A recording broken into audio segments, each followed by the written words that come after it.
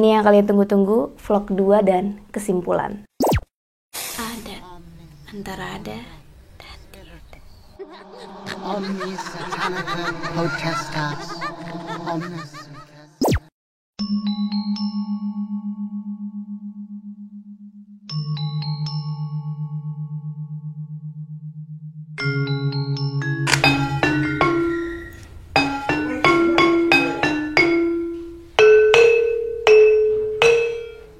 Hai, ini ternyata di tempat kita menginap di salah satu rumah warga ada gamelan. Kebayang gak sih kalian kalau nginep di sini tiba-tiba nih gamelan tengah malam berbunyi sendiri? Tapi untungnya nggak kenapa-napa. Kita baik-baik saja. Hari ini hari kedua, kita mau ngelanjutin ke desa yang kedua berarti yang diduga sebagai lokasi nyata dari KKN di Desa Penari. Walaupun kesimpulannya di hari pertama itu kemungkinannya berdasarkan yang kita dapatkan itu cukup tinggi ya, karena ada pengakuan dari kepala desa, warga, didukung juga dengan kondisi di desa di sini, sejarah dan lain-lain, kayaknya cocok gitu. Cuman itu tidak bisa juga terjawab dengan 100% karena menurut aku yang tahu desa itu sebenarnya itu ya penulis street horornya, Simple Man, karena cuma dia yang tahu kan. Tapi kita hanya bisa menebak-nebak kemungkinan besar di sini.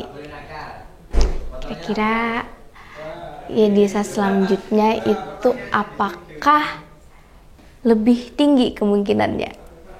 Kita lihat nanti. Oke, kita siap bermain.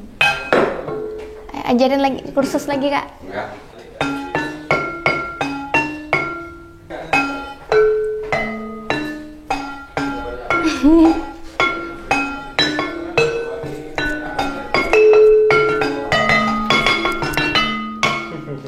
Oke.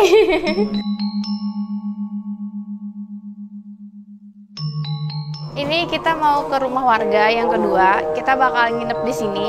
Ini udah mau zuhur, jadi mau ngedrop barang dulu baru lanjut.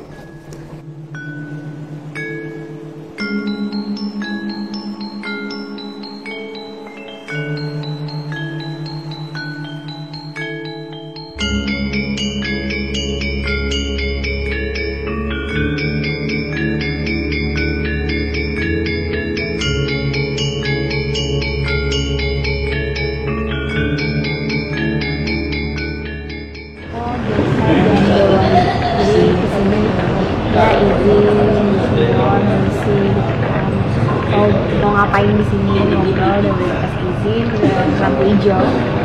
Jadi kita akan mencari tahu jawaban dari desa yang bakal kita datengin, karena itu juga salah satu desa yang diduga menjadi lokasi ada desa Penari. Karena kan teori netizen ya, teori kita tuh banyak banget gitu. Daripada kita bertanya-tanya dan berteori-teori, langsung aja tanyain orang sananya bener apa enggak.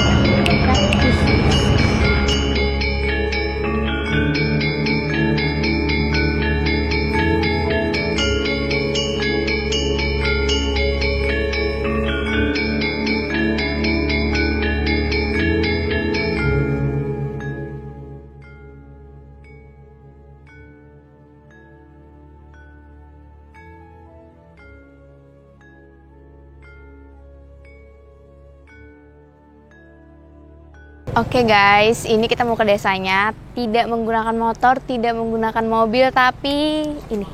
Ini namanya di Banyuwangi Grandong. Grandong ya Pak? Ya, namanya Grandong. Namanya Grandong ya. Biasanya buat ngangkut apa nih Pak? Ini hasil bumi. Oh. Hasil bumi ini biasanya padi. Buat padi biasanya. Oh. Nyelep kalau Dan bahasanya. menjemput bola sifatnya. Oke, berarti kita menjadi hasil bumi yang akan diangkat. Yang ini ya. Jadi hasil bumi yang diangkut. Samping, Pak. Bukan kamu. Mainnya dari samping. Oh. Coba. Bentar ya. Sini apa? Kayak gini. Oh my god. Yeay, berhasil. Pasti apa sih?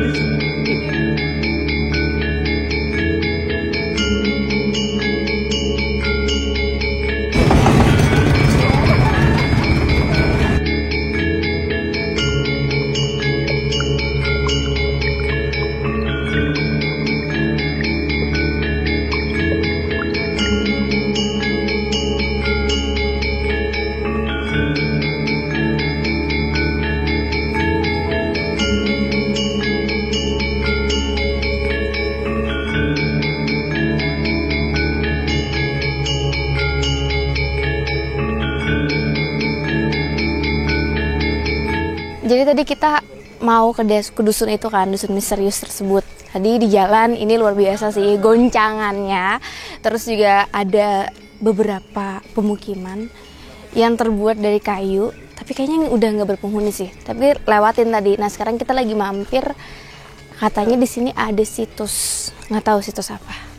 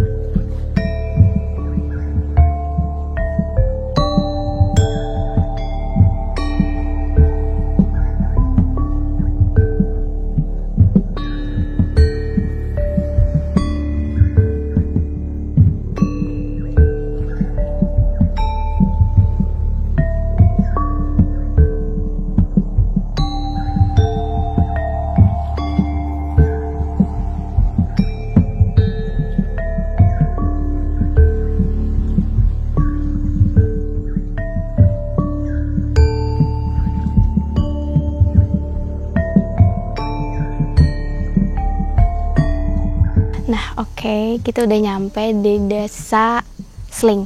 Jadi di desa Sling ini sebenarnya kalau kita lihat ya, ini tuh kayak sesuai banget sama penggambaran di treat horornya. Karena itu tuh cuman sedikit warganya. Terus juga rumahnya terbuat dari bambu, kayu, tidak ada rumah beton. Coba kalau kalian lihat-lihat tuh emang ini pas banget. Terus ini di tengah hutan, ini tuh jauh banget, tinggi banget. Nah pertanyaannya adalah apakah ini desa yang dimaksud? Kalau misalnya di sini ada yang KKN, berarti kemungkinannya tinggi. Tapi nggak tahu. Kita cari warga yang mungkin bisa kita ajak ngobrol. Oke deh.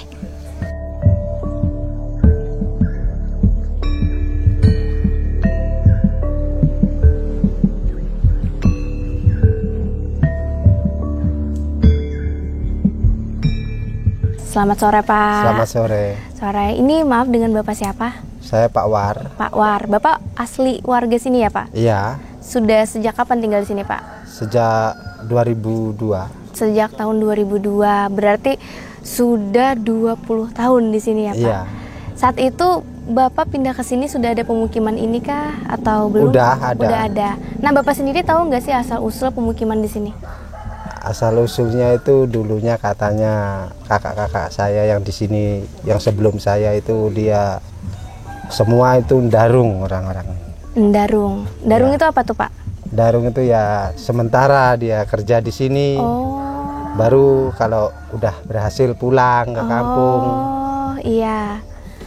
Saya juga mau menanyakan nih pertanyaan terakhir. Iya. Nah, di sini Bapak selama 20 tahun tinggal di sini, apakah pernah ada mahasiswa yang melakukan KKN di sini?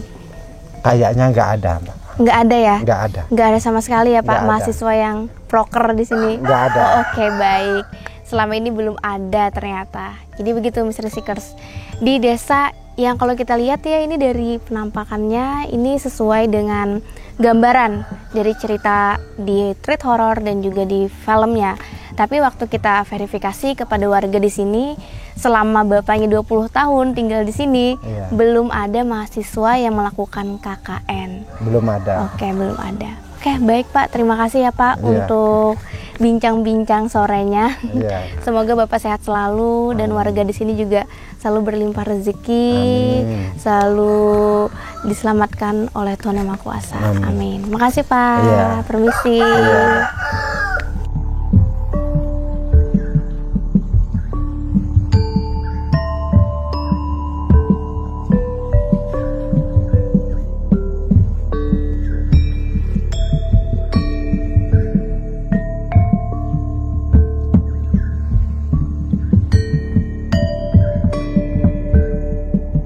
ini adalah sekolah SD untuk di desa ini. Ternyata tadi kan berdasarkan penjelasan si Bapak, Pak War ya, di sini hanya ada anak-anaknya 4, jadi cuma 4. Mereka sekolahnya di sini, satu kelas di belakang. Sebenarnya kalau penggambaran desanya ini cocok, tapi di sini tidak pernah ternyata ada KKN, tidak pernah ada mahasiswa yang kesini, bahkan belum pernah. Ya secara penggambaran fisik sih cocok, cuman gak pernah. Kemana lagi kita mencari? Apakah desa yang pertama, desa Bayu itu, kalau di desa Bayu itu ceritanya sinkron, tervalidasi, tapi penggambaran fisik desanya itu beda, kayak beda jauh. Karena di desa Bayu itu udah kayak modern kan, banyak juga yang rumahnya beton, kurang sesuai lah. Tapi ceritanya ada.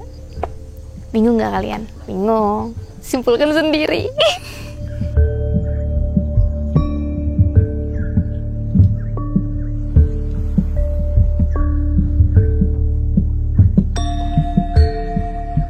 Yap, itu tadi kesimpulannya. Berarti di Dusun Sling itu bukan dusun yang dipakai buat KKN di Desa Penari. Berarti bukan ini KKN-nya, bukan di sini prokernya gitu. Tapi kita selanjutnya mau ke Desa Telocor. Karena di Desa Telocor itu ternyata agak mirip kayak gini juga rumahnya, cuman lebih banyak memang kakaknya. Dan menurut informan kita di sana tuh pernah ada mahasiswa datang, entah dia KKN atau enggak. Jadi kita gali aja ya. Ada atau tidak? Ada.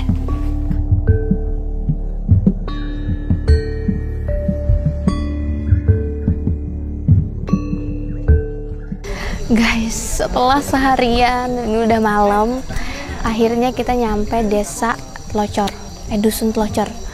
Di sini tuh mirip penggambaran secara fisik ya, rumah-rumah kayu. Tapi dibanding desa sebelumnya, di sini lebih banyak keluarganya dan ada listrik juga. Kita baru nyampe, kayaknya mau makan dulu. Tapi nggak tahu nih di sini apa kita bisa mengungkap apakah ini bisa jadi kandidat Desa Penari ya, desa yang dimaksud, atau emang kayaknya emang di desa pertama aja gitu. Karena di desa yang tadi itu udah jelas nggak pernah ada anak KKN di situ. Ayolah kita isi perut dulu setelah seharian. Ya.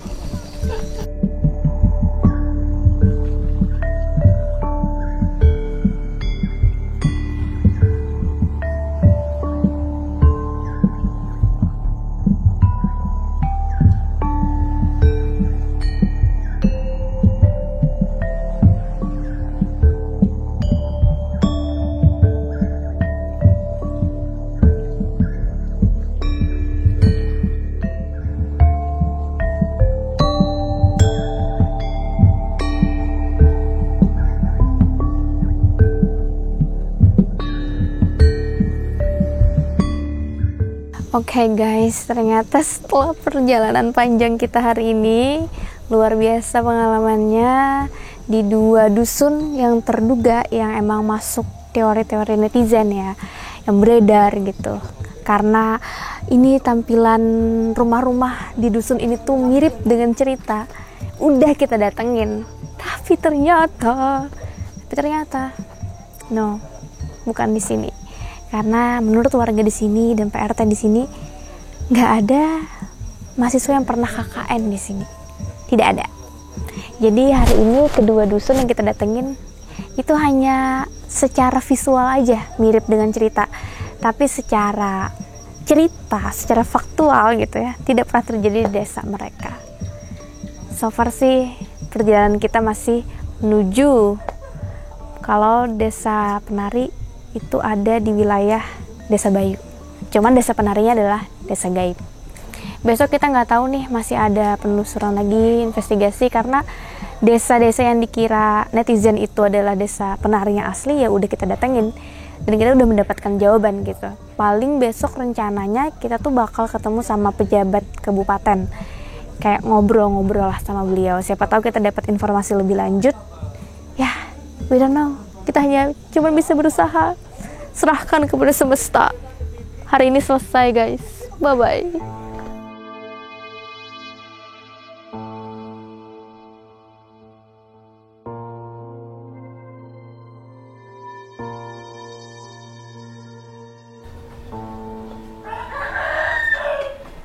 Guys, ini hari ketiga. Jujur kalau badan berasa udah remuk banget. Tapi syukurnya hari ini tuh jadwalnya tidak terlalu terlalu adventure, petualang sejati. Jadi cuman kayak ke desa, ke beberapa tempat buat wawancara. Ya, pejabat di sini lah ya terkait dengan mencari tahu gitu. Mereka tahu nggak sih terkait dengan isu yang lagi ramai di masyarakat, terutama netizen, kita yang suka keributan. Jadi ikutin aja terus. Aku harus semangat berubah. Wow, menyenangkan sekali.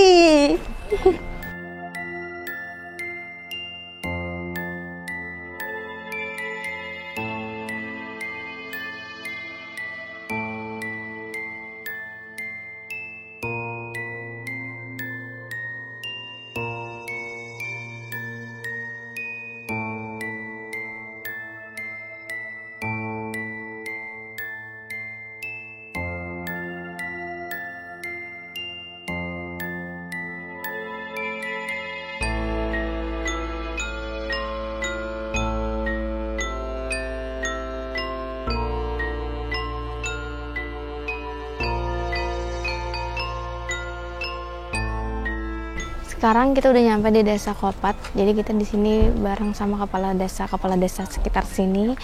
Kita mau wawancara sih. Selain itu juga ngegali soal potensi pariwisata. Karena kan kebetulan karena KKN Desa Penari ini Banyuwangi itu lagi naik banget gitu loh. Terus gimana nih persiapan mereka? Waduh. Ya semoga itu berdampak baik sih bagi Banyuwangi itu sendiri.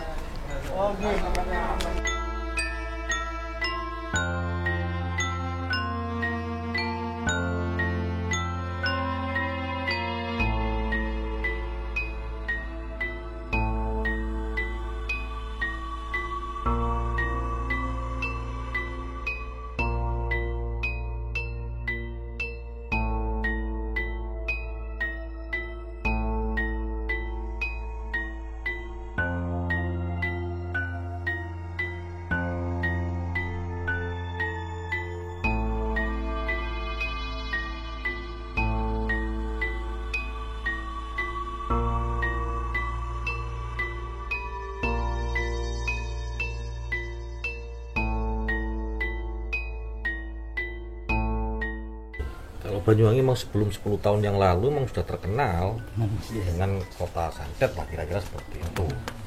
Tapi hari ini kita kan sudah membranding kita sebagai kota wisata. Banyak daya tarik wisata, alam, adat, istiadat, spot yang sudah kita kembangkan sehingga Banyuwangi hari ini sudah harum namanya di baik nasional maupun internasional. Nah, ini menjadi kebanggaan bagi kita semua. Hal terkait dengan adanya yang viral-viral penari, kita belum, saya juga termasuk orang yang penasaran ini, nggak bisa dikatakan bahwa ini Banyuwangi gitu loh, karena saya juga masih penasaran di mana kotanya juga nggak ada nih, kepala desa juga nggak tahu gitu. Artinya kita nggak bisa justifikasi bahwa ini Banyuwangi, nggak bisa. Mungkin bisa saya tambahin, kalau desa-desa di wilayah segitiga Using ini, kalau saya namanya segitiga Using, ada Kemiren, Wonosari, Blaga dengan kultur yang sama, juga dengan kemistisan yang sama. Di sini terbukti ada beberapa petilasan yang notabene dulu singgah beberapa leluhur-leluhur yang ada di desa kita masing-masing. Terus yang KKN yang ada ini memang banyak di desa kami ini banyak. Terus kalau mengarah ke 2009, kalau yang kesurupan memang pernah ada. Itu di Olesari pernah ada. Cuman yang sudah selesai, nggak ada masalah, nggak ada yang diangkat, yang lain-lain nggak ada. Itu juga mahasiswa yang dari Banyuwangi. Kalau mahasiswa yang dari luar daerah, kalau di wilayah kami nggak ada. Oke, berarti sebenarnya cerita dari KKN di Desa Penari ini dari pihak desa perwakilan juga tidak pernah mendengar ya dari bukti fisiknya gitu loh yang bisa dikatakan iya atau tidak. Itu pun juga berangkat dari teori-teori netizen.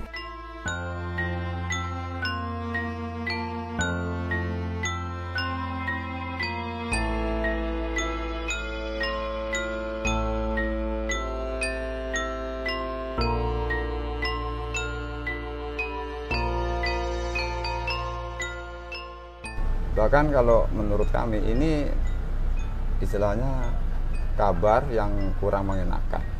Maka pada kesempatan ini, mumpung saya terutama sebagai ketua adat yang punya peranan penting dalam hal ini untuk meluruskan dari cerita-cerita menurut saya kabar angin ini, bahwasanya hal apa yang terjadi di dalam cerita yang menghebohkan akhir hari ini itu tidak terjadi di Duku.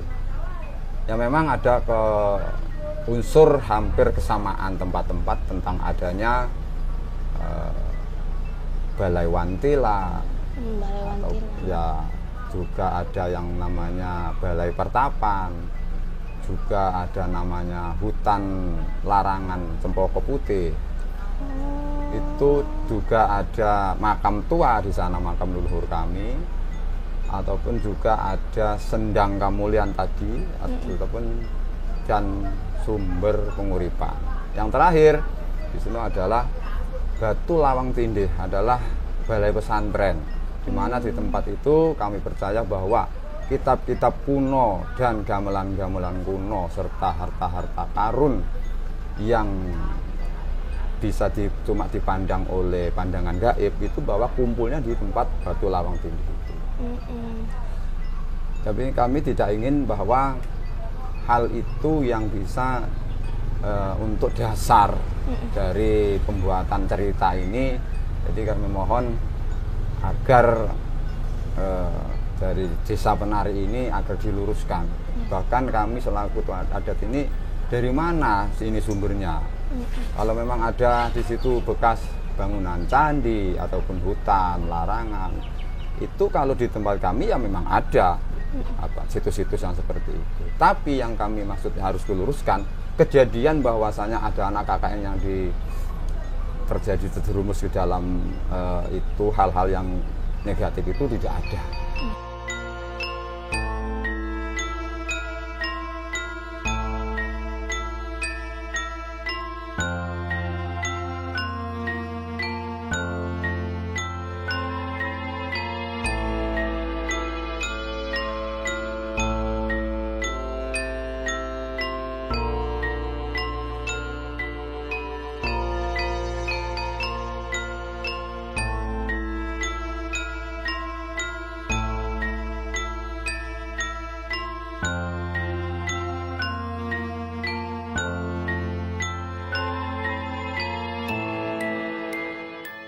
Ini kita udah balik lagi ke Rawabayu. Jadi perjalanan hari ini di hari ketiga. Tadi kan kita ketemu sama kepala desa, 3 desa ya, yang juga dikaitkan dengan desa penari. Itu beredar di YouTube, di Twitter, berita dan lain-lain. Kita minta kebenaran dari mereka. Apakah kaitan itu benar atau tidak? Setelah ngobrol panjang dan kalian juga udah nonton, ya tidak di sana. Mereka benar-benar tidak mengatakan kejadian itu pernah terjadi di situ. Berarti pengakuan kepala desa Bayu itu selaras dengan pembantahan mereka. Ya, memang di sini. Nah, karena di sana sudah mengatakan tidak, berarti jawabannya ya bukan di sana terjadi. Kita balik lagi ke sini untuk mewawancara seorang juru kunci. Yang mungkin, ini dugaan kita ya, spekulasi kita, dalam cerita dia adalah Mbah Buyut, guys.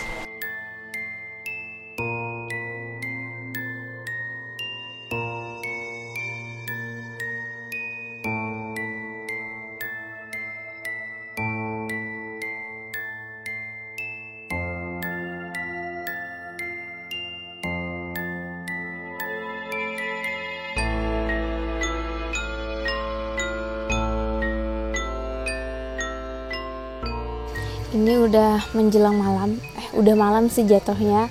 Kita udah ngobrol sama kuncen di sini atau juru kunci di sini. Ya, begitulah. Beliau pada intinya jawab apakah desa penari itu ada atau tidak. Beliau jawab tidak tahu. Ya kita sendiri yang bisa menyimpulkan. Ini adalah hari terakhir di Banyuwangi. Besok kita udah balik ke Jakarta. Luar biasa, luar biasa. Kesimpulannya seperti itu rupanya. Oke. Hari kedua dan ketiga berlalu seperti yang kalian lihat tadi. Di hari Kamis seharusnya kami udah balik di Jakarta. Ternyata jam pesawat kami tidak ada yang cocok dengan kedatangan kami di Surabaya. Alhasil harus extend 1 malam di Surabaya. Kami pun balik ke Jakarta itu hari Jumat 27 Mei 2022. Saat aku balik ke Jakarta sebenarnya masih ada banyak pertanyaan ya di kepalaku terkait dengan perjalanan ini gitu. Aku juga sama timku ngobrol-ngobrol. Kami pun juga masih kontakan dengan warga di Desa Bayu. Sampai akhirnya mereka memutuskan buat nonton bareng film KKN di Desa Penari. Dan setelah mereka menonton filmnya, aku justru mendapatkan cerita yang lebih banyak lagi dari mereka. Yang secara garis besar mereka merasa film itu benar-benar mirip dengan desa mereka. Sejauh ini perjalanan kita ke 5 desa dari Desa Bayu, Jambewangi, Olesari, Glaga, dan juga Kemiren, aku bisa ngasih kalian kesimpulan ini. Di sini kamu bisa melihat irisan ya. Untuk Desa Bayu itu ada persamaan di plot cerita. Nah, untuk spot cerita yang menjadi kunci adalah sumber mata air kembar, pemakaman, telaga, petilasan, sungai, dan desa yang bersebelahan dengan hutan. Lalu di sini secara plot cerita itu ada mahasiswa KKN dan 2 diantaranya melakukan hubungan terlarang di area angker, sakit lalu meninggal dunia. Poin kedua adalah masuk ke desa gaib dapat bungkusan makanan berisi kepala kera. Untuk di Desa Kemiren, Desa Glaga, dan Desa Olesari, ini kita bisa lihat dari budaya masyarakatnya. Di sana memang masih ada sesajen juga, terus juga ada pemakaian udeng dan tarian, terutama tarian gandrong yang dianggap sangat mirip dengan tari yang dilakukan di filmnya ya. Selanjutnya di Desa Jambewangi. Kalau untuk Desa Jambewangi sendiri, itu bisa kita lihat kesamaan di penduduk yang sedikit, akses yang sulit, semua bangunan kayu dan bambu. Dari kesimpulan ini kita bisa bikin irisan, semuanya terjadi di Kabupaten Banyuwangi. Dan kemungkinan paling tinggi ada di Desa Bayu. Pernyataan dari kepala desa yang lain dan juga warga sudah mengatakan di desa mereka tidak pernah ada kejadian yang mirip dengan KKN di Desa Penari. Sekarang kita akan menyoroti Desa Bayu karena Desa Bayulah yang menjadi desa utama di sini. Jadi kayak bintangnya itu Desa Bayu gitu.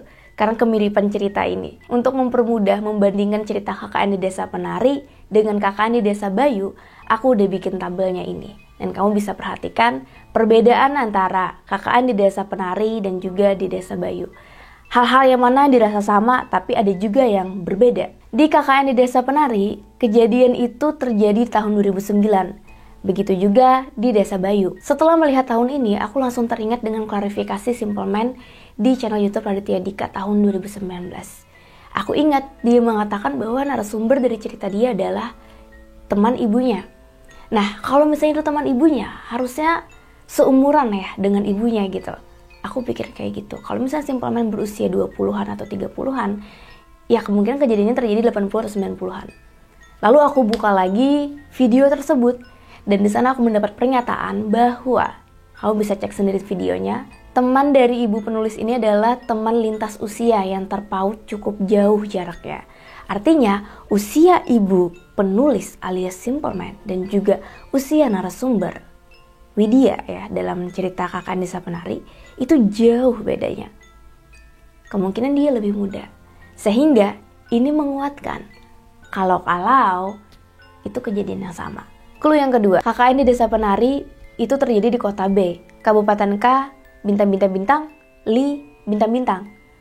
Kalau KKN di Desa Bayu, itu jelas di Desa Bayu, Kabupaten Banyuwangi. Clue selanjutnya adalah lokasi menginap. KKN di Desa Penari pada awalnya mereka menginap di rumah warga terpisah. Cowok-cowok, cewek-cewek gitu ya.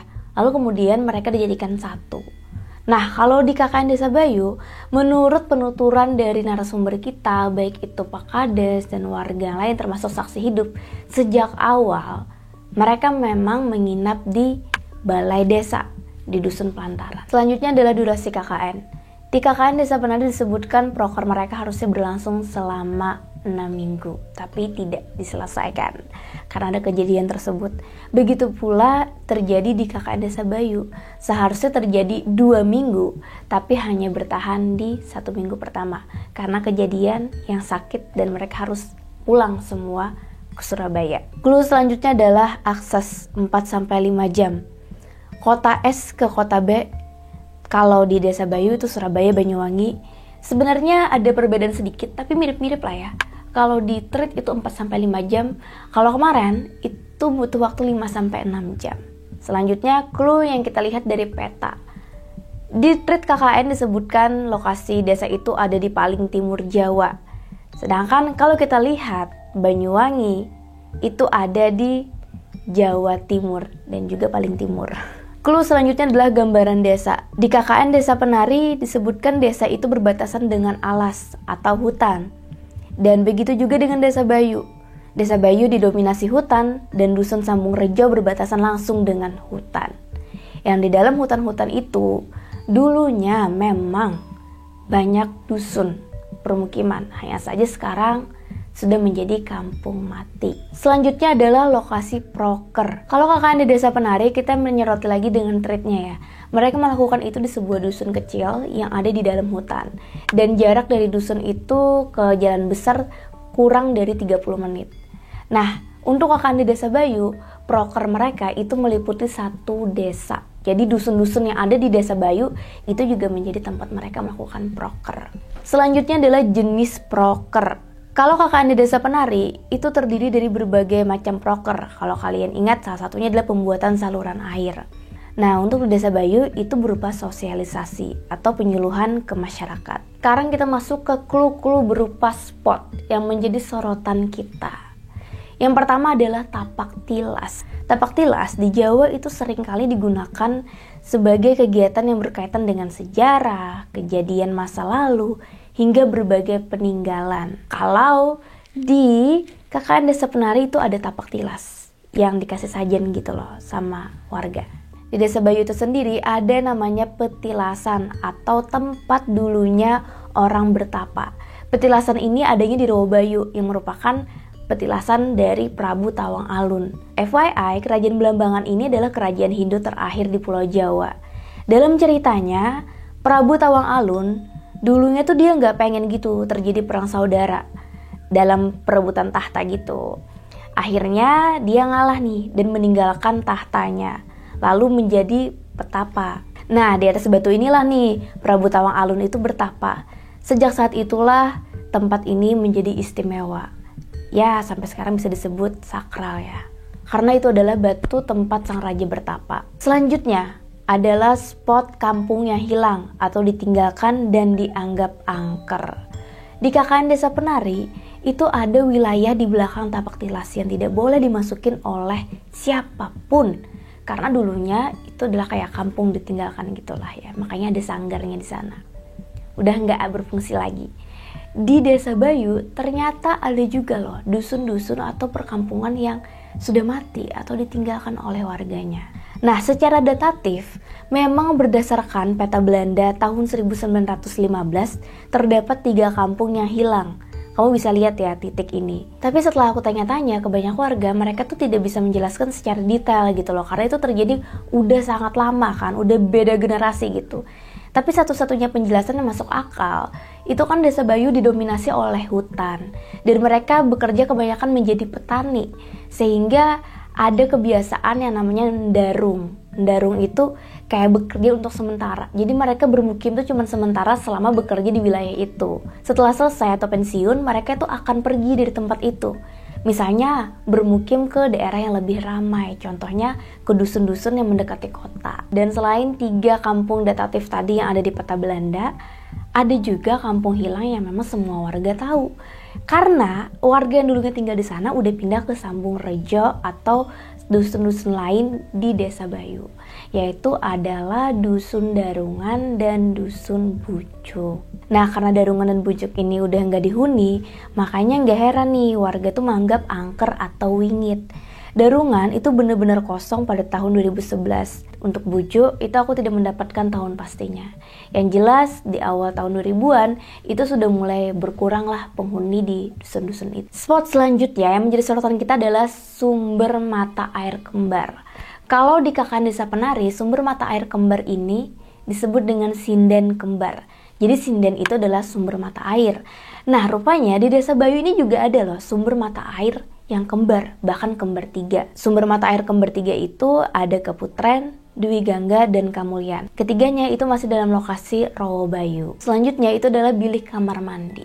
Bilik kamar mandi ini dipakai buat Nur dan juga si Widya mandi, ingat kan? Mandi.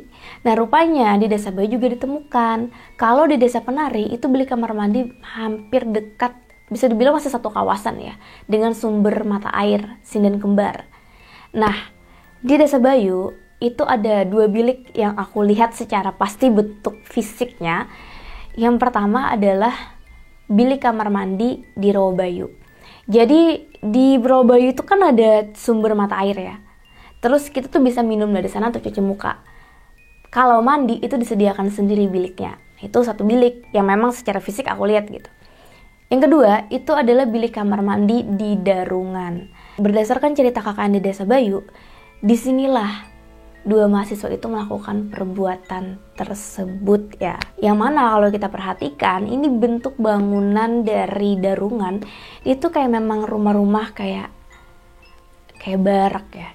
Karena itu rumah pegawai tadinya, rumah pegawai perkebunan. Dan untuk kamar mandi ya mereka memang di bilik kamar mandi itu dipisah antara laki-laki dan perempuan. Selanjutnya sungai. Di kedua cerita ditemukan sungai, tentu aja daerah pegunungan masih ada sungai. Spot selanjutnya adalah gapura. Kalau gapura ini kalian ingat nggak di scene ketika Pak Prabu menyambut anak-anak KKN? Di Desa Bayu itu juga ada beberapa gapura atau gerbang ya, at least yang bisa aku anggap ini menjadi clue gitu. Yang pertama adalah gapura Rowo Bayu yang mengarah ke 2 arah. Nah, kalau ke kiri ke Rowo Bayu, kalau lurus itu menuju hutan dan tempat angker termasuk kampung-kampung hilang seperti Darungan. Yang kedua adalah gerbang perhutani. Jadi walaupun dia tidak berbentuk gapura ya, itu tuh jelas banget gerbang gitu. Ketika kita mau masuk ke Darungan, kita harus melewati itu. Karena Darungan itu ada di perkebunan Bayu Lor. Otomatis kita harus melewati gerbang tersebut.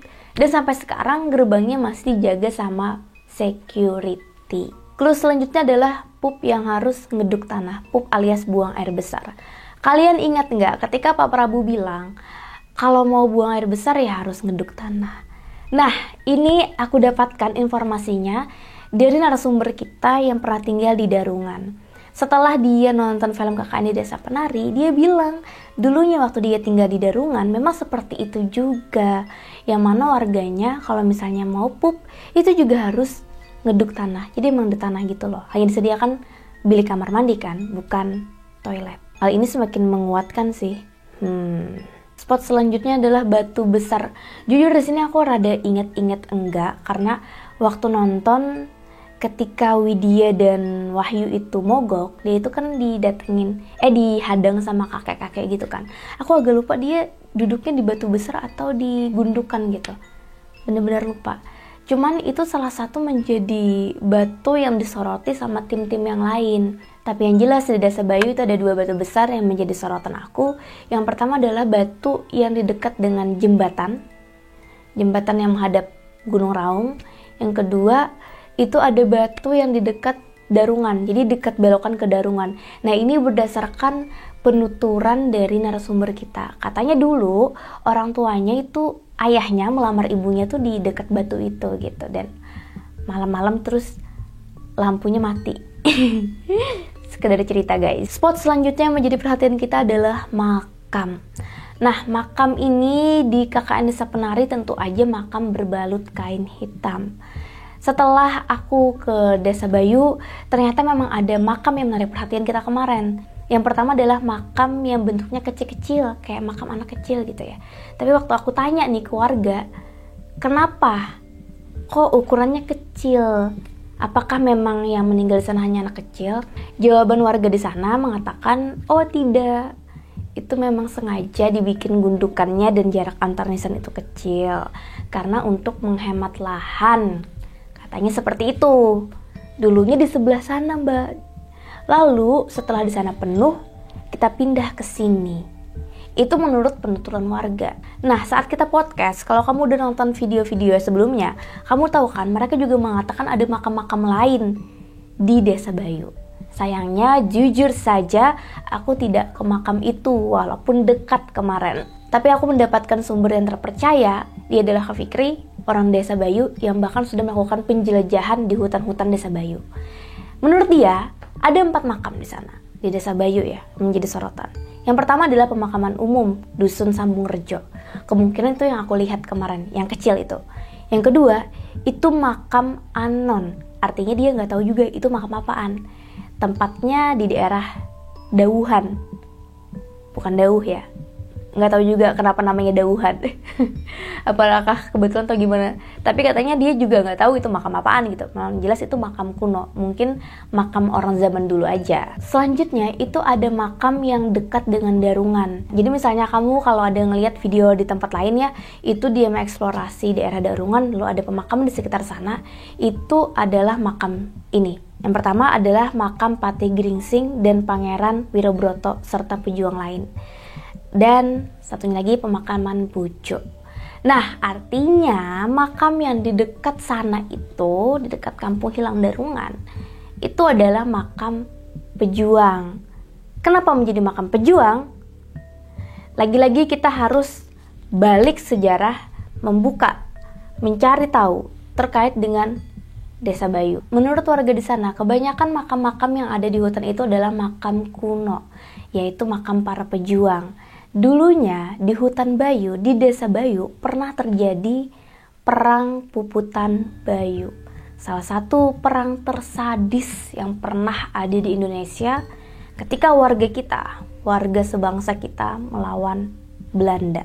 Untuk tahu lebih banyak, mari kita buka Google terkait dengan perang Puputan Bayu. Di sini aku merujuk pada artikel Tirto ya, kita lihat. Puputan Bayu di Banyuwangi adalah peperangan paling menegangkan, paling kejam, dan paling banyak memakan korban dari semua peperangan yang pernah dilakukan VOC atau Belanda di Indonesia.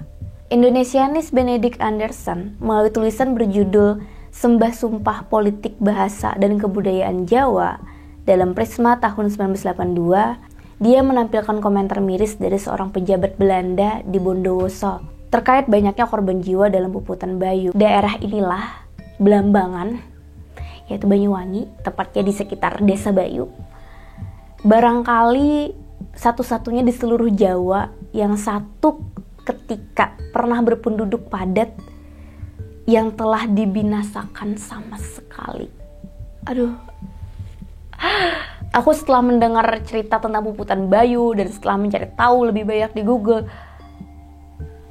dan perang itu terjadi di hutan Desa Bayu. Oke, ini walaupun aku tidak bisa melihat secara spiritualis, secara gaib, tapi ini menurut aku make sense. Kenapa Desa Bayu energinya sebegitunya gitu? Karena dulu sejarah banyak banget warga Belambangan tinggal di sana. Tiba-tiba terjadi perang dan hanya menyisakan beberapa ribu orang. Puluhan ribu, gak kehitung deh nyawa yang melayang di hutan itu. Jadi ya emang gak heran ya kalau misalnya banyak ditemukan makam, ya syukur-syukur makamnya masih terlihat, masih ada batu nisannya walaupun udah gak ketahuan tulisannya apa atau hanya tersisa ujungnya doang. Kemungkinan besar itu adalah makam-makam para pejuang dari rakyat Belambangan melawan Belanda di zaman dulu. Ada banyak tragedi yang berdarah-darah di atas Desa Bayu, di hutan Desa Bayu. Selanjutnya adalah tempat angker yang dipakai untuk hubungan terlarang atau hubungan yang tidak semestinya dilakukan itu. Kalau di KKN Desa Penari itu di Sanggar. Tepatnya di belakang Sanggar itu ada kayak kolam ya, kolam kecil. Kayak ada biliknya juga. Nah, untuk KKN Desa Bayu, itu di dalam cerita versi warga, mereka melakukannya di Darungan. Berarti di tahun 2009 mereka melakukan di sana. Selanjutnya, minuman khas. KKN Desa Penari membuat kita melihat kalau mereka disuguhi beberapa kali kopi hitam. Kopi hitam itu disebut bisa mendeteksi demit ya.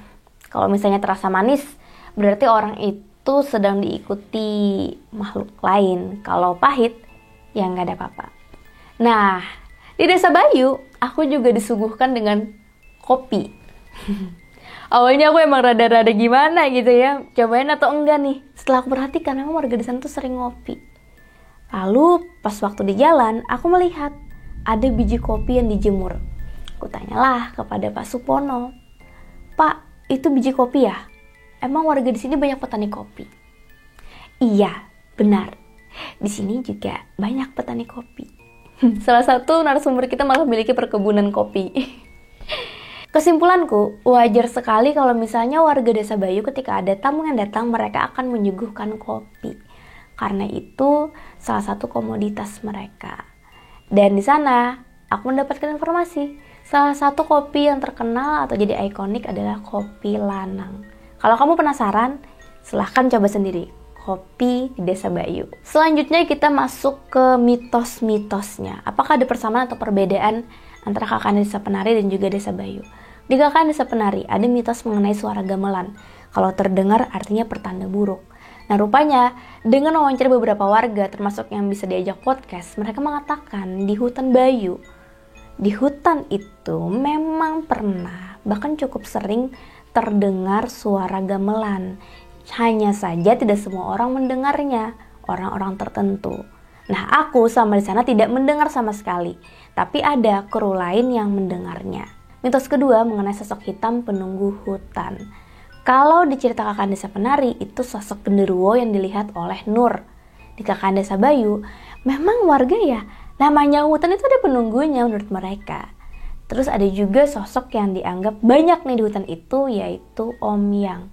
Dia mirip-mirip sama genderuwo, tapi masih ada perbedaan gitu. Selain itu, berdasarkan cerita warga juga nih, di Darungan itu tuh ada sosok yang suka banget manggil warga, yang manggil Ca itu loh. Ya mereka menganggapnya itu adalah penunggu hutan sih, sosok penunggu hutan. Mitos selanjutnya adalah terkait makhluk gaib penguasa wilayah. Di KKN Desa Penari tentu saja si Badarawuhi, yang mana dia itu menguasai wilayah di belakang tapak tilas kan. Dialah yang menguasai semuanya. Tapi kalau di Desa Bayu, bahkan juga di Banyuwangi secara umum ya, ada kepercayaan mengenai danyang. Nah, ini aku baru dengar nih terkait dengan danyang. Jadi danyang ini mereka percaya itu adalah kayak entitas atau roh makhluk halus yang terkuat yang menguasai wilayah. Di Desa Bayu mereka percayai itu bernama Nyai Resek. Selanjutnya adalah kampung gaib. Nah, kampung gaib ini di KKN Desa Penari dialami oleh Wahyu dan juga Widya waktu mereka mogok, disuguhi makanan, tari-tarian, deng-deng-deng. Ternyata di KKN Desa Bayu itu juga terjadi hal yang serupa, bahkan bisa dibilang sama. Jadi mereka itu, dua mahasiswa setelah dari Darungan, balik di perjalanan ada yang nyinggahin. Kayak, siapa, mau kemana, mampir dulu. Ketika mampir, pada itu di tengah hutan, mereka melihat kayak ada kerajaan, ada apa sih namanya, dayang ngipas-ngipasin. Terus juga ada makanan, minuman, tari-tarian. Hal lain yang sama dari sini adalah mereka dikasih bingkisan yang tadinya makanan. Waktu dibuka setelah pergi dari kampung gaib itu berupa kepala kera. Ini sama persisnya. Selanjutnya, seni tari. Kalau kita lihat, KKN di Desa Penari itu memang identiknya dengan tari-tarian ya. Apalagi tarian yang dibawakan oleh Dawuh dan Badarawuhi. Dan setelah aku ngobrol dengan warga Bayu, dengan warga lain-lain, desa-desa lain, mereka yang sudah menonton filmnya mengatakan tarian dari Badarawuhi atau tarian Dawuh itu mirip dengan tari gandrung. Dan tari gandrung itu adalah tarian khas Banyuwangi. Walaupun di Desa Bayu itu memang tidak ada secara khusus orang-orang yang menari, tidak ada sanggar tari atau tarian khusus, itu adanya di desa lain seperti Desa Kemiren, Olesari dan juga Gagah ya. Mereka memang fokusnya kesenian kalau desa-desa yang lain itu. Makanya di bulan Syawal ketiga desa ini tuh sama-sama melakukan festival kayak gitulah yang berkaitan dengan seni budaya. Jadi kalau misalnya kamu mau ke kampung adat, kampung yang kental dengan seni budayanya, bisa ke 3 desa itu. Di Bayu tidak ada. Hanya saja, lagi-lagi kita bisa melihat dari sejarah. Bahkan hari jadi Banyuwangi sendiri itu diambil dari hari Perang Puputan Bayu, yaitu 18 Desember 1771. Jadi bisa dibilang Bayu ya Banyuwangi itu sendiri, Banyuwangi ya Bayu itu sendiri. Selanjutnya yang kita soroti adalah larangan institusi. Kalau KKN Desa Penari memang kampusnya, Widya, Nur dan lain-lain itu tidak memperbolehkan lagi mahasiswanya untuk KKN di Timur Jawa alias di daerah Kota B ini. Dan rupanya ketika aku nanya-nanya nih ke warga-warga, ada nggak sih kampus gitu di Surabaya yang kayak gitu juga, yang tidak memperbolehkan ke daerah Banyuwangi gitu. Katanya ada, karena salah satu teman dari mereka yang berkuliah di kota Surabaya ketika mau mengajukan KKN di Banyuwangi itu tidak diperbolehkan oleh kampusnya. Kalau kalian bertanya kampusnya apa, aku sendiri tidak berminat ya untuk mencari tahu, karena aku lebih berminat kepada desanya. Aku pengen tahu sebenarnya faktualnya secara nyata tuh desanya seperti apakah, pas seseram itu atau tidak gitu kan. Kalau untuk cerita korbannya, untuk kampusnya itu kita sudah cukup diberi pelajaran berharga dari cerita mereka. Ya udah cukup sampai di situ. Dan yang terakhir tentu aja kalau kita lihat dari korban. KKN yang terjadi di Desa Bayu dan juga di Desa Penada sama-sama berujung 2 orang meninggal dunia. Apakah sebab akibat mereka hanya sama, meninggal karena mistis? Allahu a'lam. Nah, sampai di sini kira-kira kamu apakah sudah terjawab penasaran kamu? Kesimpulanku 90% itu mirip dengan di Desa Bayu ya. Terlepas apakah kejadian KKN di Desa Bayu ini adalah kejadian yang sama dengan KKN di Desa Penari atau hanya kebetulan semata dan itu kejadian yang berbeda. Karena yang benar-benar tahu, lagi-lagi seperti aku bilang, hanya penulisnya. Sebenarnya untuk desa-desa yang aku datangin ini, itu tuh udah lama ya teorinya, beritanya di portal-portal media online. Itu dari tahun 2019, 20, 21, hingga 22 tuh udah banyak banget. Udah banyak banget berita-beritanya. Tapi itu masih simpang siur ya. Sampai kabar misteri dari Jak TV dan juga Kapten Rai Memang Horor, mereka mengerucutkan, mereka memberi kesimpulan gitu ya. Kayaknya emang harus ke desa-desa ini nih yang bisa didatengin untuk mendapatkan klarifikasi lebih jelas terkait dengan KKN di Desa Penari. Diajak aku ikut ke sana dengan syarat aku nge-host buat kabar misteri Jak TV. Dan aku juga ngasih syarat, kalau misalnya aku mau ke sana, aku mau ngonten di sana. Aku juga mau mengabadikan momen perjalanan aku, lalu merangkumnya sehingga aku bisa bagikan ke teman-teman di channel YouTube aku. Dari pemahaman aku yang orang biasa aja, tidak memiliki supernatural powers gitu ya. Aku pengen lihat sih dari kacamata aku gimana, dan aku mau ngasih lihat ke kalian. Itu yang aku lihat. Apakah kita sepaham atau tidak? Katalis lain dari perjalanan ini adalah dari video Pak Erick Thohir dengan Pak Sudirman. Di sana disebutkan beliau adalah pengelola Rowo Bayu. Ketika aku ngobrol dengan Pak Kades, ternyata beliau bukan pengelola. Bahkan dia tinggal di desa yang berbeda, tapi masih dalam satu kabupaten Banyuwangi. Yang menjadi pengelola Pak Saji sejak tahun 2005. Nah, mungkin karena itu juga menurutku, in my sotoy opinion, Desa Bayu memilih speak up ya terkait hal tersebut. Terkait dengan Desa Penari ada di Desa Bayu atau tidak. Dan perjalanan ini juga menjadi kesempatan ya bagi desa-desa lain yang selama ini dikaitkan dengan Desa Penari, mereka bisa mengklarifikasi secara langsung bahwa hal tersebut tidak pernah terjadi di desa mereka, sekalipun ada kemiripan dari visual cerita, tapi tidak ada di desa mereka. Semoga segala prasangka bagi Desa Jambewangi, Desa Olehsari, Kemiren, dan juga Desa Gelagah sudah hilang, tidak ada lagi. Bagiku pribadi, kejadian KKN di Desa Bayu tahun 2009 ini adalah hanya sejarah yang terjadi di masa lalu di Desa Bayu. Desa Bayu yang aku lihat sekarang adalah desa cantik di kaki Gunung Raung yang udaranya dingin dan sejuk. Keindahan alamnya ya bisa kamu lihat sendiri ya dari video perjalananku. Padahal aku tuh belum sempat menjelajahi semua alamnya. Sejarah yang diceritakan turun-temurun di sini lestari dalam ingatan warganya. Bahwa dulu kakek nenek mereka pernah berjuang habis-habisan membela tanah mereka. Dan saat ini mereka pun sedang berjuang untuk hidup dengan sejahtera dan makmur. Sumber daya alam yang sudah diwariskan jangan sampai dibiarkan begitu saja hanya karena rasa takut. Mereka bangkit untuk menjadi desa wisata, menyambut tamu dengan segala sisi eksotisnya. Mungkin aku terlalu cepat ke Desa Bayu, karena saat ini desa sedang dirancang untuk menjadi kampung wisata. Tapi yang jelas, aku menunggu perubahannya.